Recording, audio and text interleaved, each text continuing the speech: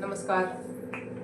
मराठी भाषा विश्व या माझ्या युट्यूब चॅनलमध्ये आपल्या सर्वांचं सहर्ष स्वागत. तर आज आपण मराठी बालभारती इयत्ता 8वीचा जो पहिला पाठ आहे तो पाठ बघणार आहे. तुमच्या देशावर तुमचे प्रेम आहे का? असेल तर तुम्ही हा पाठ नक्कीच ऐकाल आणि काळजीपूर्वक ऐकाल. पहिलं पाठ जो आहे त्या पाठाचं नावच आहे तुमच्या देशावर प्रेम आहे का? किंवा रोज आपण प्रार्थना म्हणतो की माझे माझ्या देशावर प्रेम आहे म्हणतो ना, त्याच आशयाचा त्याच संदर्भातला हा धडा आहे.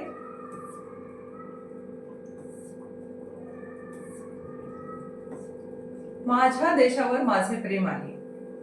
रोज आपण म्हणतो ना प्रतिज्ञा, माझ्या देशावर माझे प्रेम आहे.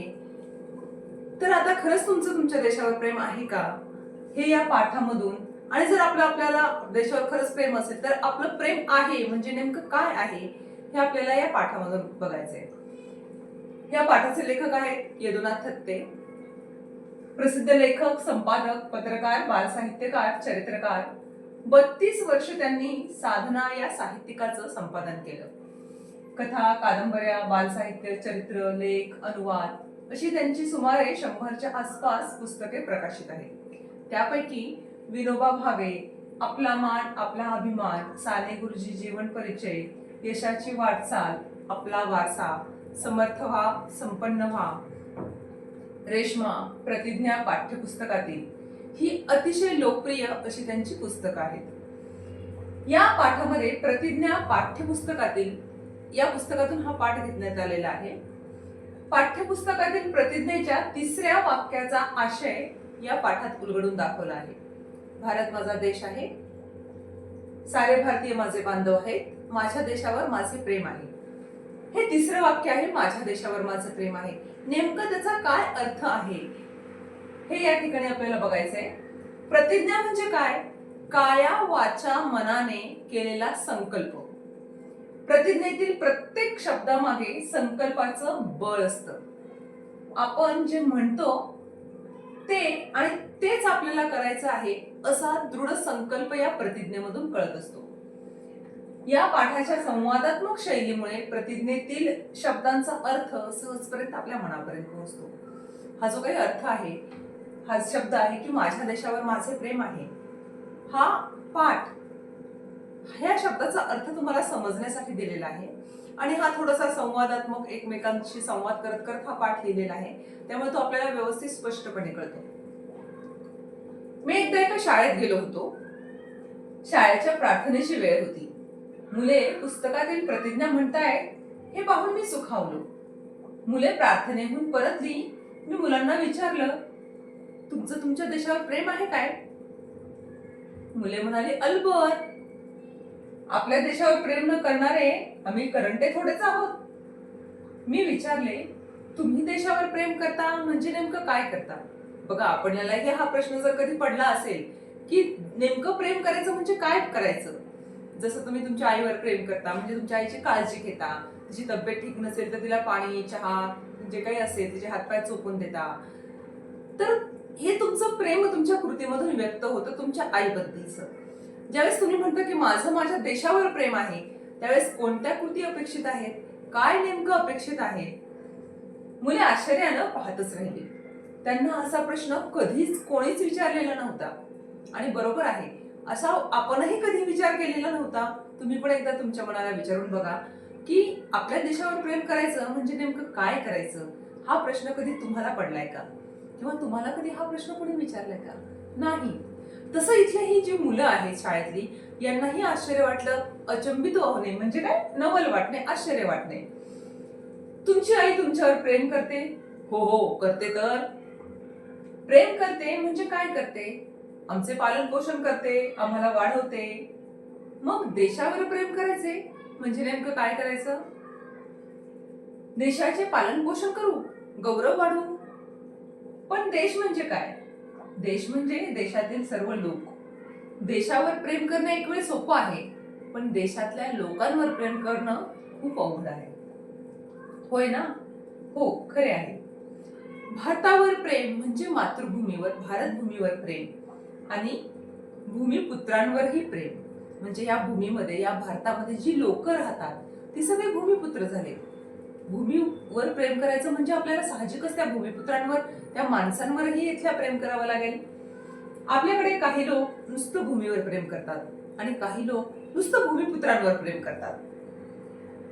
म्हणजे देशावर प्रेम करायचं तर भूमी आणि भूमिपुत्र दोघांवर प्रेम करायला हवं. बरोबर ना? बरोबर आहे, मुले म्हणाली.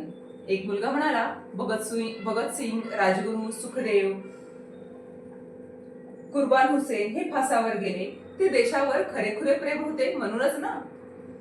मी विचारले, ते खरंच आहे, पण आता त्यांच्यासारखे प्रेम करायचे तर देश पुन्हा गुलाम व्हायला हवा.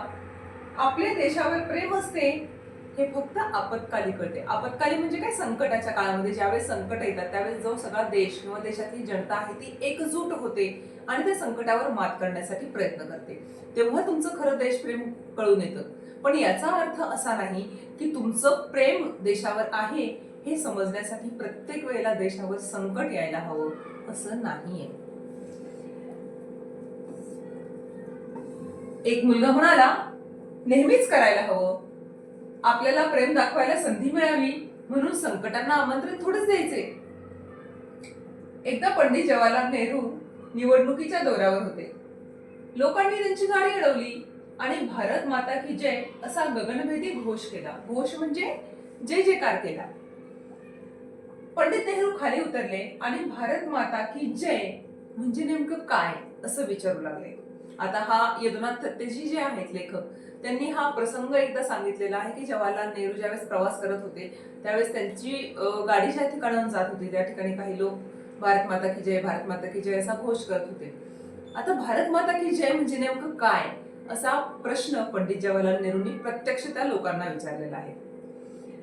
चर्चा करत करत भारत माता म्हणजे भारतातील सर्व लोक ही गोष्ट त्यांनी लोकांना समजावली.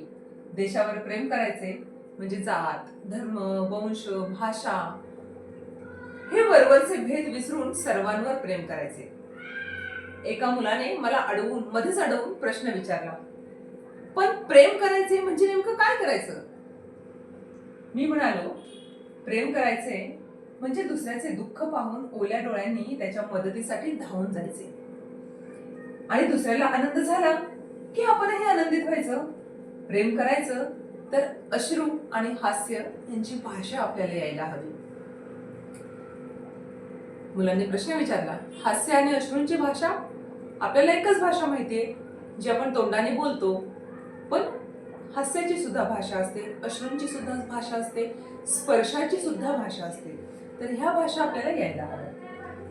हास्य आणि अश्रू यांची भाषा ही जागतिक भाषा आहे. महात्मा गांधीजी काय म्हणाले होते माहितीये? ते म्हणाले होते, प्रेम निष्क्रिय असूच शकत नाही, प्रेम सक्रिय पाहिजे, तसे सुबुद्धही पाहिजे. पण शांततेच्या काळात देशावर प्रेम करायचे म्हणजे काय करायचे? शांततेच्या काळात प्रेम करण्याचे कितीतरी मार्ग आहेत. देशाच्या नवनिर्माणासाठी रचनात्मक काम करणे म्हणजे देशावर प्रेम करणे. म्हणजे ज्या पद्धतीने तुम्ही काम करणार आहात, काहीतरी इनोव्हेटिव्ह करणार आहात, नवीन निर्मिती करणार आहात, नवनिर्मिती, ते सुद्धा देशावरचं प्रेमच आहे. तुमचा देश स्वच्छ ठेवणं, आपला आसपासचा परिसर स्वच्छ ठेवणं, पाणी बचत करणं, वीज बचत करणं, हे सुद्धा छोट्या छोट्या गोष्टींमधून आपण आपलं देशप्रेम जे आहे ते व्यक्त करू शकतो. हातात झाडू घेऊन गावाची शास्त्रीय पद्धतीने साफसफाई करणे म्हणजे देखील देशावर प्रेम करणेच होय. कोणतेही काम करताना आपल्या मनात असा विचार आला पाहिजे की माझ्या या वागण्याचा परिणाम देशावर आणि देशवासियांवर काय होईल. आपल्या पोटापलीकडे पाहायला शिकल्याखेरीज माझ्या देशावर माझे प्रेम आहे असे आपल्याला म्हणताच येणार नाही. पोटाकडे बघणे म्हणजे काय की आपल्या स्वतःचा अप्पलपोटेपणा, स्वार्थी विचार हा जोपर्यंत आपण सोडून देणार नाहीये तोपर्यंत आपल्याला देशावर निस्वार्थ प्रेम करताच येणार नाही. खरे म्हणजे कोणतीच गोष्ट लहान किंवा मोठी नसते. ज्या संदर्भात आम्ही ते काम करतो तो संदर्भच त्या गोष्टीला लहान किंवा मोठे बनवत असतो. स्वार्थी वृत्तीनं केलेलं मोठं काम लहान असतं. म्हणजे तुम्ही जर मनामध्ये स्वार्थ ठेवला आणि खूप मोठं काम केलं तरी ते काम जे आहे ते छोटं आहे. पण जर निस्वार्थी वृत्तीनं तुम्ही छोटंसं काम केलं तरी ते खूप मोठं काम होतं. संत कबीरांचं नाव तुम्ही ऐकलं आहे? हो, ऐकलं आहे ना.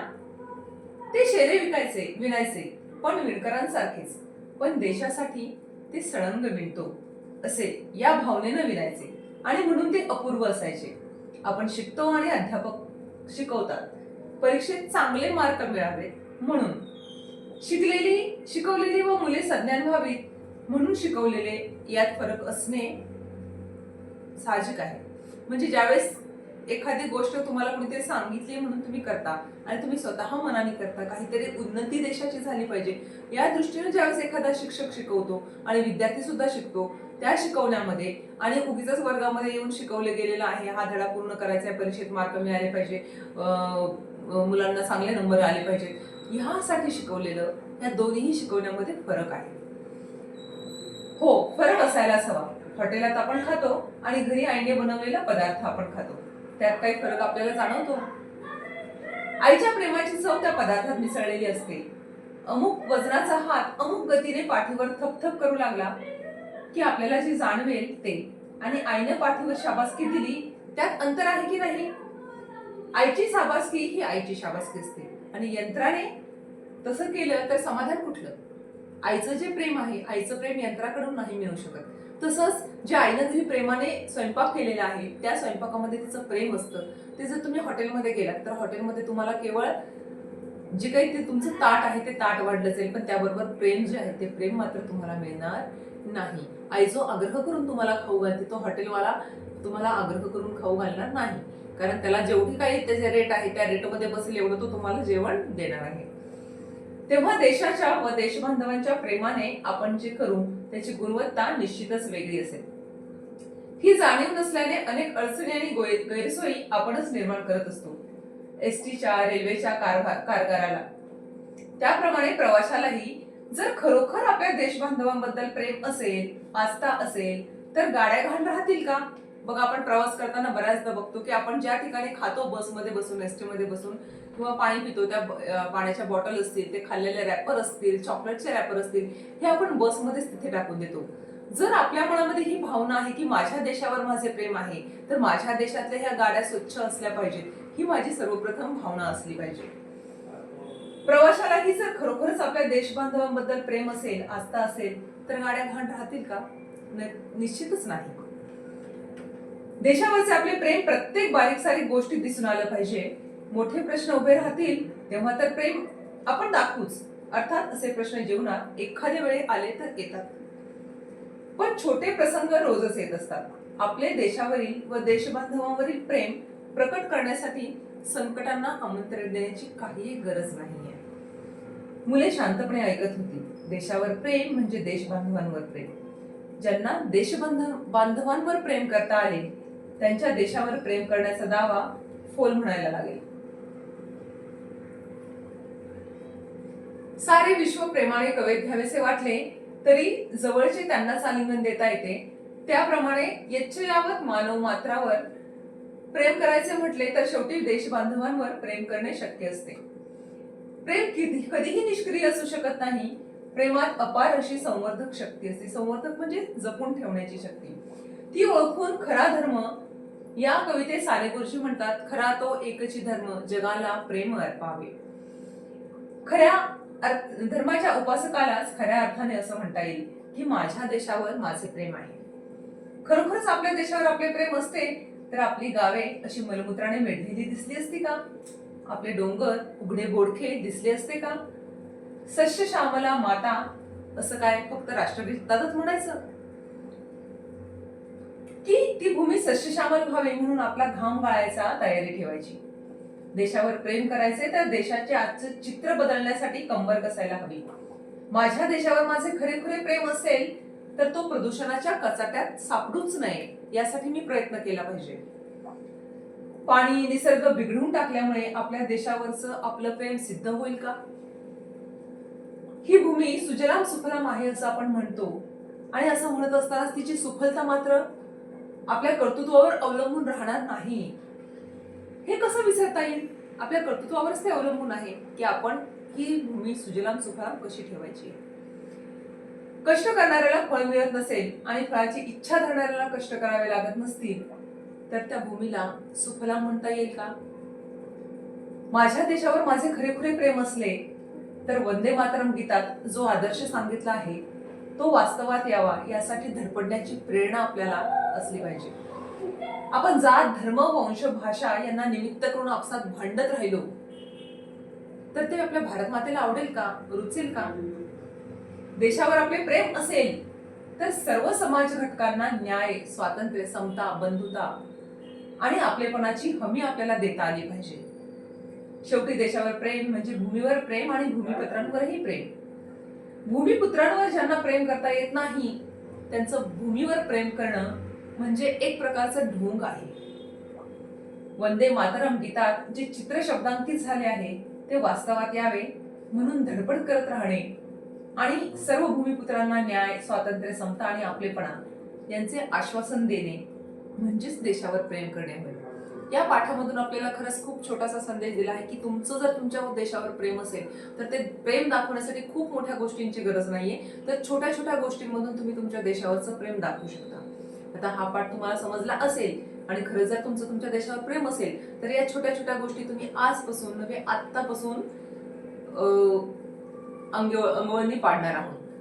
विजेचा वापर कमी करायचा आहे, वीज बचत करायची, पाणी बचत करायची, रस्त्यावरती घाण करायची नाहीये, शाळेमध्ये घाण करायची नाही, सार्वजनिक ठिकाणं स्वच्छ राहतील अशा पद्धतीनं आपण आपलं देशावरचं प्रेम जे आहे ते व्यक्त करायचं आहे. आता या पाठाचा जो स्वाध्याय आहे त्यासाठी पुढचा व्हिडिओ नक्की बघा. तोपर्यंत लाईक करा, सबस्क्राईब करा, शेअर करा. धन्यवाद.